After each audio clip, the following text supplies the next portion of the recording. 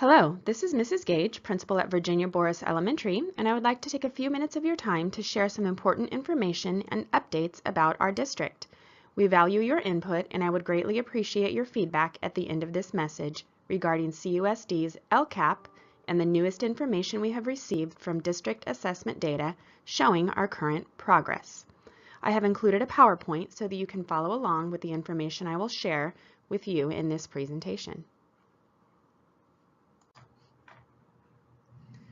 An LCAP stands for the Local Control Accountability Plan, and it is designed to create a roadmap of strategies and services to our students that reflect a joint effort of the district, our parents, students, and employees. This plan has been created by all stakeholders to work toward elimination of the achievement gap for all students. The funds we receive from the state of California are used through this funding model to implement this plan for our students. The Local Control Funding Formula, or LCFF graphic, shows how much money we receive in Clovis Unified in 3 different categories. The first category is base funding, which is expected to cover all basic services to students, such as instructional materials, salaries, and utility bills. The second is supplemental funding, which is a set amount per qualifying student who falls into at least one identified group: English learners, socioeconomically disadvantaged, or foster youth. Finally, the third funding source, or concentration funds, are not received by Clovis Unified. School districts receiving these funds must have more than 55% of their student populations falling into at least one of the identified groups.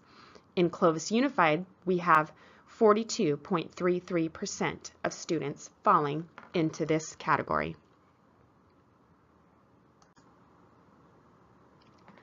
Slides 4 and 5 provide a quick overview of the LCAP timeline, during which we hope to continue to gather feedback about academic services to our students.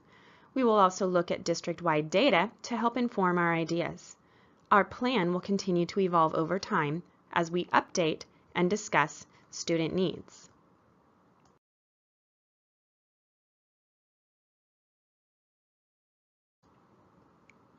I will now refer to slide 6. Here you will see a summary of feedback from the January 30th District LCAP Parent Advisory Committee. Parents shared that the graphic describing the LCAP was a great visual. Additionally, student engagement can further be improved through increased services in our transition team program. Slide 7 discusses goals 1 and 2 in our district aims, which are to maximize achievement for all students and to operate with increasing efficiency and effectiveness. Slide 8 discusses additional feedback for Goal 3, to hire, develop, sustain, and value a high-quality, diverse workforce. Please keep this information in mind as we look at some of the most recent data provided by California through a just-launched online tool called the California School Dashboard. The California Data Dashboard is an accountability tool that includes state and local performance standards for all LCFF priorities. It helps us to determine what is working for our students and what needs to be refined. It is what the state of California is now using instead of the old Academic Performance Index, or API. We are able to look at a school district or school to see a lot of the individual data points that show where things are going well and where more work might be needed. This slide describes what is evaluated: chronic absenteeism, suspension rate, English learner progress, graduation rate, college and career readiness, academic indicators for both English language arts and mathematics, are indicators that are represented by colored pies reflecting our performance in each of the listed areas. You will note that chronic absenteeism and college and career readiness are still under development by the state. You can see that there are 11 indicators in the evaluation rubrics and the dashboard that are in line with 8 priority areas set by the state and addressed in our LCAP. basic services, academic standards, parent involvement, student achievement, student engagement, school climate, course access, and other outcomes. Slide 12 provides Clovis Unified's equity report that is based on the performance on the state standards.